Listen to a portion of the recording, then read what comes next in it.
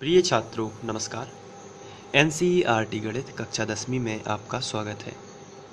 हम लोग प्रश्नावली 4.2 का प्रश्न क्रमांक 1 का दूसरा प्रश्न करेंगे। तो प्रश्न हल करने से पहले जो छात्र नए हैं मैं उनको बता देना चाहता हूँ, क्रमबद्ध स्टडी करने के लिए आप फ्री ऑनलाइन कोचिंग की प्लेलिस्ट पर जाइए और वहाँ से एनसीईआरटी सेलेक्ट करके आप क्रमबद्ध रूप से स्टडी कर सकते हैं। चलिए अब हम लोग दूसरा प्रश्न करते हैं। तो इसमें दिया गया है 2x वर्ग प्लस एक्स माइनस 6 बराबर 0 और हमें गुणनखंड विधि से द्विघात समीकरणों के मूल ज्ञात करना है।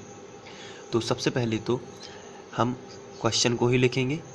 मैं उसी तरीके से हल करा रहा हूँ जैसा कि आपको एग्ज़ाम में लिखना है, तो आप इसको नोट भी कर सकते हैं और इसी तरीके को अपना सकते हैं। 2x वर्ग प्लस एक्स माइनस 6 बराबर 0। तो ये आपको सबसे पहले तो क्वेश्चन लिख देना है।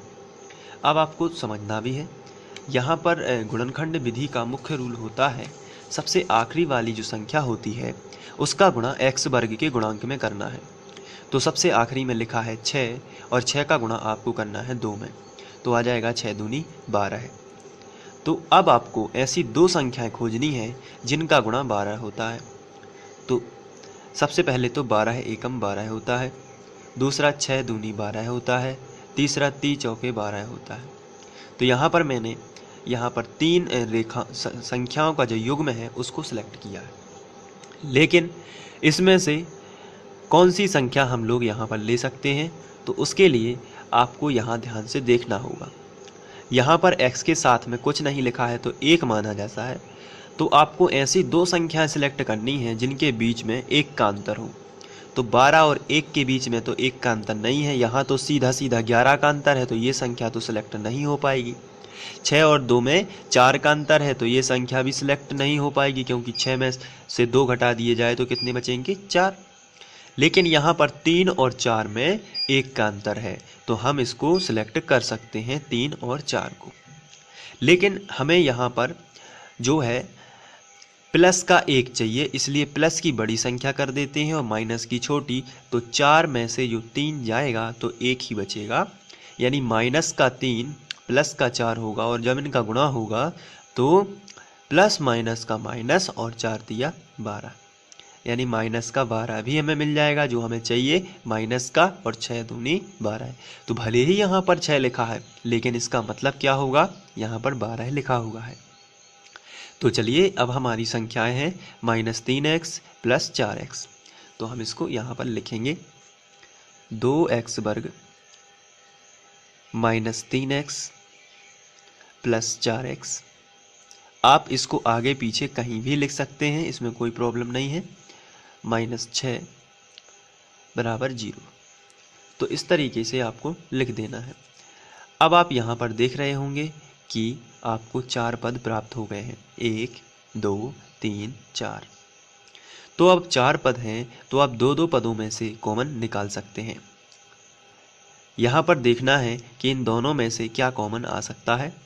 तो यहाँ पर x है, यहाँ पर भी x है, तो x तो कॉमन आ ही जाएगा, लेकिन 2 यहाँ पर है लेकिन यहाँ पर नहीं है, और 3 यहाँ पर है तो 3 यहाँ पर नहीं है, यानी कि 2 का 3 में भाग नहीं जाएगा और 3 का 2 में नहीं जाएगा, इसलिए दोनों ही कॉमन नहीं आ पाएंगी। लेकिन x दोनों के पास है, इसलिए x को कॉमन निकाल लेते हैं। जैसे ही x को कॉमन निकालोगे तो यहाँ पर 2 तो जो है बाहर नहीं निकलेगा, इसलिए अंदर ही आ जाएगा। यहाँ पर x पर 2 की घात थी, 1 हमने कॉमन निकाल ली तो 1 बच जाएगी, माइनस लगा है तो माइनस। यहाँ पे x बाहर निकालोगे तो कितना आएगा 3। तो आप देख रहे हैं कि हमने केवल x कॉमन निकाल लिया है। इसके बाद अब यहाँ पर आपको कॉमन निकालना है, तो प्लस लगा है तो सबसे पहले प्लस लगाओगे। यहाँ पर 4 है, यहाँ पर 6 है। 4 की टेबल में 6 नहीं आता और 6 की टेबल में 4 नहीं आता, लेकिन दोनों 2 की टेबल में आते हैं, यानी 2 की दुनिया में 4 और 6 दोनों आ जाते हैं। तो आपको क्या करना है, 2 कॉमन आप निकाल सकते हो। जैसे ही आप 2 कॉमन निकालोगे तो 2 दूनी 4, 2 बार गया, x ज्यों का त्यों, माइनस लगा है तो माइनस, और 2 तिया 6, 3 बार चला गया, बराबर में 0। आपको देखना है ये दोनों ब्रैकेट आपके समान होने चाहिए, तभी आपका जो हल किया हुआ है वो सही है। चलिए अब इन दोनों को दो जगह की जगह एक जगह लिख देते हैं, तो 2x - 3 यानी कि उभयनिष्ठ निकाल लेते हैं दोनों में से। और जो बचेगा वो क्या बचेगा, x प्लस 2। तो इसको आप इस तरीके से यहाँ पर लिख सकते हो और बराबर में 0। चूँकि हमें मूल ज्ञात करना है, मूल ज्ञात करने के लिए आपको गुणनखंड के बराबर में 0 लेना होगा। तो चलिए अब हम गुणनखंड के बराबर में 0 ले लेते हैं। इसका मतलब ये है कि हम 2x माइनस 3 बराबर 0 लेंगे या x प्लस 2 बराबर 0 लेंगे, मतलब दोनों के बराबर आपको 0 ले लेना है। तो यहाँ पर आप देख रहे हैं कि -3 का पक्षांतर इस तरफ हो जाएगा तो 2x बराबर मिलेगा 3। इसी तरीके से प्लस के 2 का पक्षांतर उस तरफ हो जाएगा तो माइनस का 2 मिलेगा। आगे बढ़ते हैं तो x बराबर 3/2 या x बराबर -2। तो यहाँ पर x का जो मान है वो है 3/2 और -2। तो मूल हमें मिल चुके हैं, अतः हम लिखेंगे समीकरण 2x वर्ग, जो हमारा प्रश्न था उसी को लिखेंगे, के मूल 3/2 और -2 हैं, 3/2 और -2 हैं। तो इस तरीके से आप इसको भी सॉल्व कर सकते हैं। बहुत ही सिंपल क्वेश्चन है। तो आशा करता हूँ कि आप लोगों को ये क्वेश्चन समझ में आ गया होगा। तो आप इसको जल्दी से कर लीजिए, इसका रिवीजन कर लीजिए, अपने नोटबुक में लिख लीजिए और सभी तरीके से इसको सीख लीजिए और अपनी मेहनत जारी रखिए। आप अपनी मेहनत करते रहिए। कोई भी समस्या है आप मुझे बता सकते हैं कमेंट करके। यदि उसका जवाब देने लायक होगा तो ज़रूर उसका जवाब दिया जाएगा। Thank you.